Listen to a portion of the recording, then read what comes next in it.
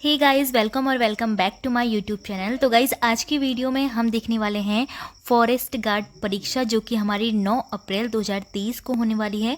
तो उससे संबंधित कुछ मैंने हिंदी के यहाँ पर क्वेश्चन बनाए हैं। तो हिंदी का प्रैक्टिस सेट में आपको देखने के लिए मिलेंगे 25 क्वेश्चन, जिसमें कि हिंदी व्याकरण और हिंदी साहित्य दोनों से क्वेश्चन लिए गए हैं। तो देखिए, जब भी आप लोग प्रैक्टिस सेट सॉल्व करते होंगे तो आपको ऐसा लगता होगा कि ये क्वेश्चन जो है बहुत ज़्यादा इजी हैं। लेकिन अगर आप देखें, जब आप एग्जामिनेशन हॉल में होते हैं तो उस वक्त का जो प्रेशर आपके ऊपर होता है, तो उस वक्त आपके हिंदी के जो इजी से इजी क्वेश्चन भी होते हैं ना, वो भी गलत हो जाते हैं। तो इसीलिए आपको हिंदी की भी उतनी ही ज़्यादा प्रैक्टिस करने की ज़रूरत है जितना आप अन्य सब्जेक्ट में करते हैं। तो वीडियो को पूरी देखने के बाद आप लोग मुझे कमेंट में ज़रूर बताना कि आपके इसमें 25 में से कितने क्वेश्चन ऐसे हैं जो सही हुए। ठीक है, ईमानदारी के साथ आपको बताना है। सबसे पहला प्रश्न देख लीजिए, निम्न में से कौन संस्कृत भाषा की अपभ्रंश है? तो देखिए, राइट आंसर इसका होगा पाली, क्योंकि पाली जो है आपका, आप इस तरह से बोलते होंगे संस्कृत, पाली, प्राकृत, इस तरह से संस्कृत का जो अपभ्रंश होता है वो क्या होता है? पाली भाषा। अब हमारा है सेकंड क्वेश्चन, ह्रस्व स्वर की संख्या कितनी होती है? तो फ्रेंड्स, आपको पता होना चाहिए टोटल 11 स्वर हमारे पास होते हैं। उनमें से 4 ऐसे स्वर होते हैं जो ह्रस्व स्वर होते हैं। ह्रस्व स्वर कौन से होते हैं? ऐसे स्वर जिनको बोलने में बहुत ज़्यादा कम आपको टाइम लगता है। तो देखो, 11 स्वरों में से ऐसे स्वर पता है कौन कौन से हैं? अ है, बहुत कम टाइम लग रहा है बोलने में। ई, छोटा ई मतलब, ठीक है, छोटा ऊ और री। तो ये 4 ऐसे स्वर हैं जिनको कि बोलने में, जिनके उच्चारण में सबसे कम टाइम लग रहा है। तो ये होते हैं हमारे ह्रस्व स्वर। बाकी के जितने आपके जो 7 स्वर बचे हैं तो उनको क्या कहेंगे? मूल स्वर कहेंगे। ठीक है, तो अगर आपसे यहाँ पर मूल स्वरों की संख्या पूछी होती तो 7 आपका राइट आंसर होता। टोटल स्वरों की संख्या पूछी होती तो 11 आपका राइट आंसर होता। और ह्रस्व स्वर की संख्या पूछी है तो आपका 4 यहाँ पर राइट आंसर होगा। अब देख लीजिए क्वेश्चन नंबर 3, जब किसी शब्द को अलग से दर्शाना हो तो किस विराम चिन्ह का प्रयोग होता है? तो अलग से दर्शाने का मतलब ये है कि जब आप किसी भी चीज़ की टैगलाइन पढ़ते होंगे या फिर जब कोई मूवी आती है तो उसका जो मेन हेडिंग होता है वो कुछ और होता है, फिर उसके बाद इस तरह से चिन्ह लगाकर एक और उसमें लाइन दी जाती है।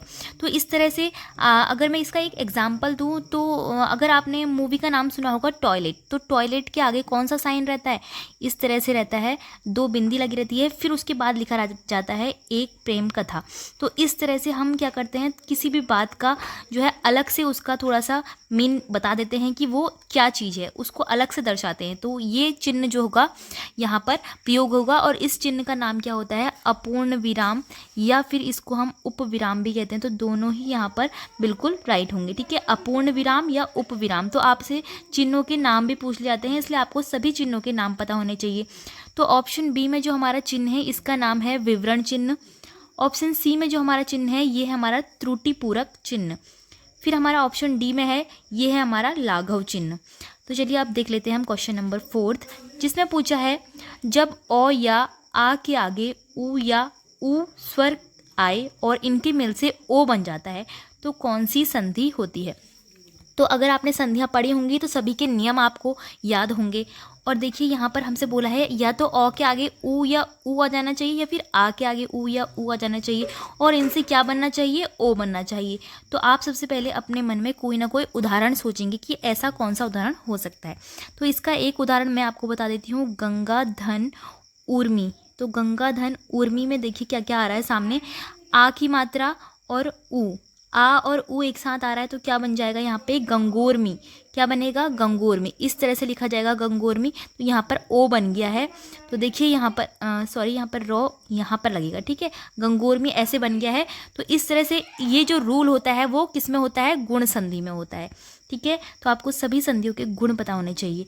अब है हमारा क्वेश्चन नंबर 5, जिसमें पूछा है देवासुर किस वर्ग में आता है? तो यहाँ पर हमें ऑप्शन जो दिए गए हैं वो हमारे बताना है कि हमारे किस से लिए गए, जैसे कि तत्सम से, तद्भव से, अरबी से, या फिर फारसी से। तो देवासुर का जो शब्द है वो कहाँ से आया है? तत्सम से आया है। तत्सम यानी कि हमारे जो संस्कृत के शब्द जो हम हिंदी भाषा में प्रयोग करते हैं। अब है हमारा क्वेश्चन नंबर 6, जिसमें हमें पूछा है कि सर्दी जो वर्ड है इसमें कौन सी संज्ञा है? तो संज्ञा बतानी है कि सर्दी में कौन सी है।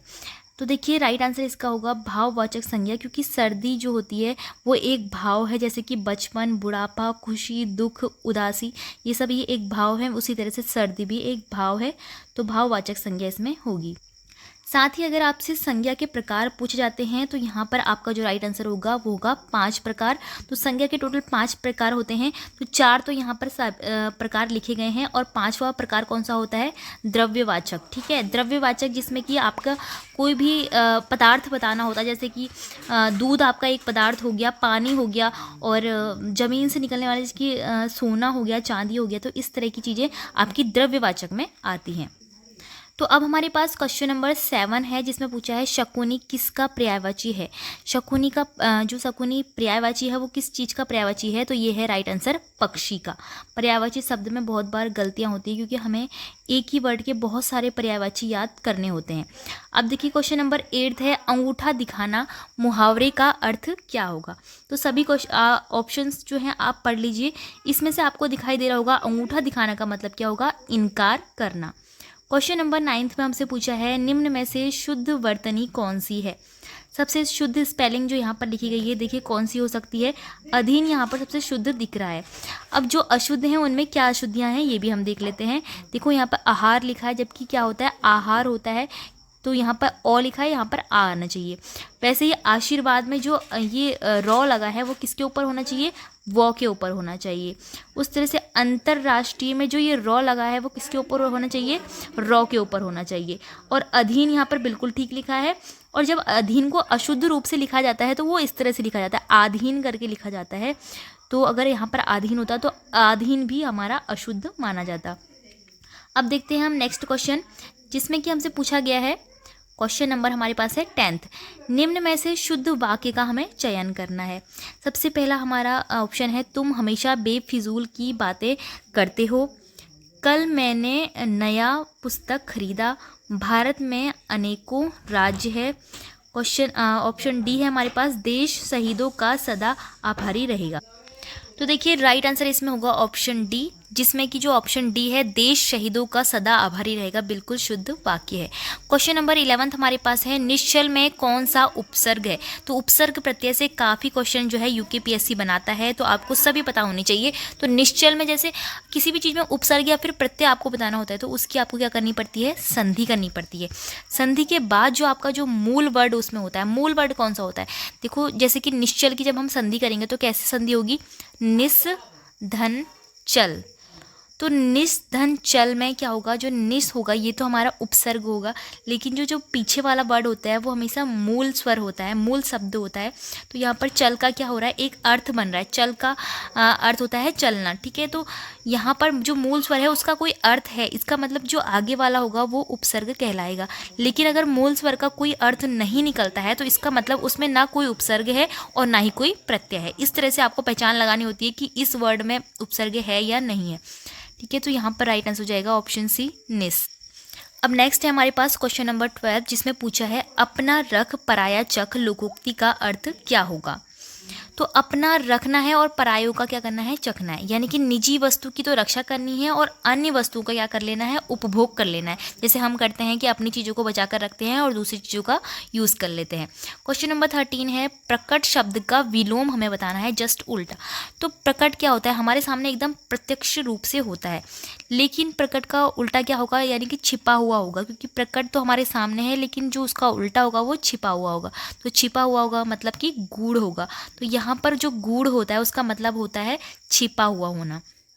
अब देखिए नेक्स्ट क्वेश्चन हमारे पास है, काली घटा का घमंड घटा, नभ मंडल तारक वृंद खिले, प्रस्तुत पंक्तियों में कौन सा अलंकार है। तो देखो इस जो भी आपका ये पंक्तियाँ लिखी गई हैं, तो इसमें आपको घटा और घटा शब्द 2 बार दिख रहा है और दोनों का यहाँ पर मीनिंग जो है अलग निकल कर आ रहा है। काली घटा यानी कि काले बादल, और घमंड घटा का मतलब यहाँ पर जो घटा है वो मतलब कि कम होना, ठीक है। अब ये बादल और कम किसका है, घटा घटा का।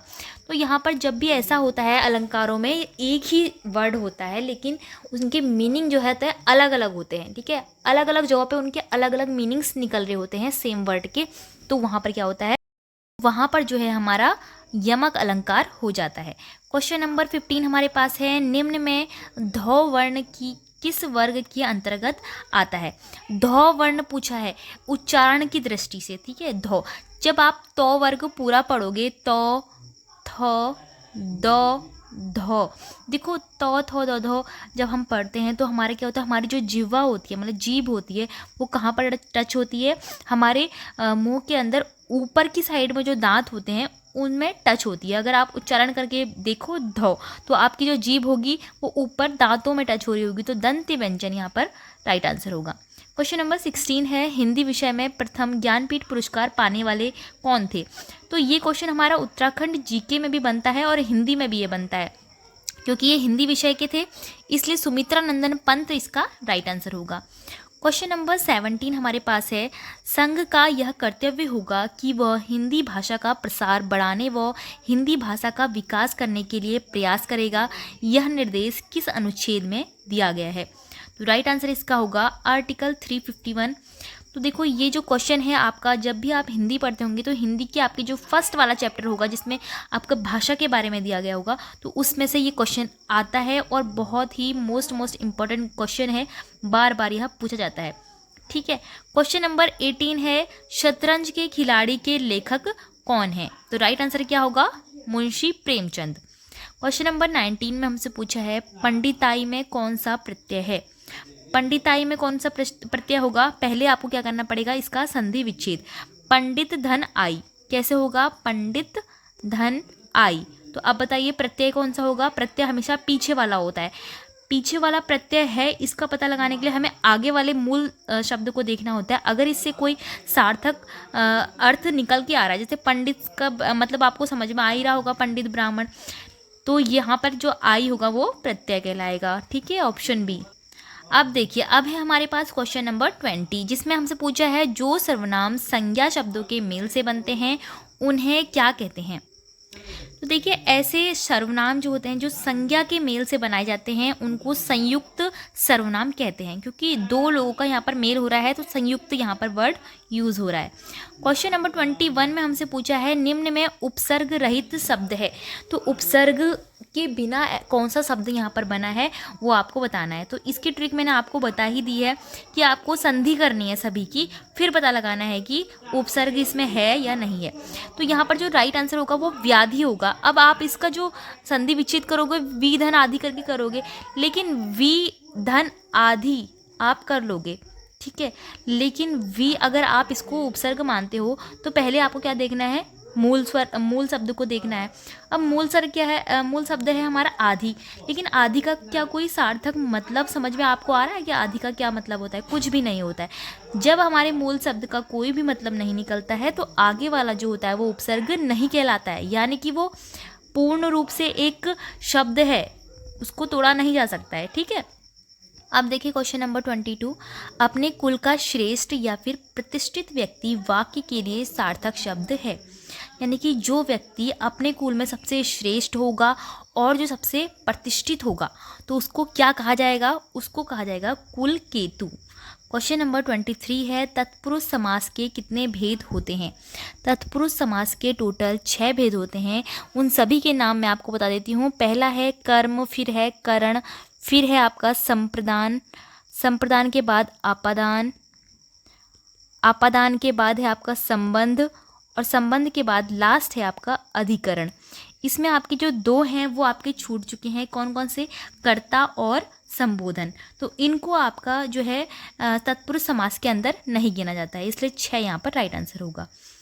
अब है क्वेश्चन नंबर 24, जिसमें पूछा है, देवर्षि में कौन सी संधि है। ठीक है, देवर्षि का अगर आप तोड़ोगे तो क्या बनेगा, देवधन ऋषि। तो देवधन ऋषि में आपको नियम लागू करना है। नियम कैसे लागू करते हैं, पहले वर्ड का लास्ट अक्षर देखते हैं और दूसरे वर्ड का पहला अक्षर देखते हैं, इन दोनों को देखते हैं, इनमें मात्राएं कौन सी है। आगे वाले में मात्रा कौन सी है, ओ है, दूसरे वाले में मात्रा कौन सी है, री है। अब इन दोनों मात्राओं के मेल से क्या बनता है, अर बनता है। ठीक है, तो जहाँ पर भी क्या होता है, ए ओ अर, दो स्वरों के मेल से क्या बनता है, ए ओ या फिर अर बनता है, तो आपको सीधे सीधे बता देना है कि वहाँ पर क्या है, गुण संधि है। तो गुण संधि के लिए आपको बस 3 वर्ड याद रखने हैं, ए ओ अर।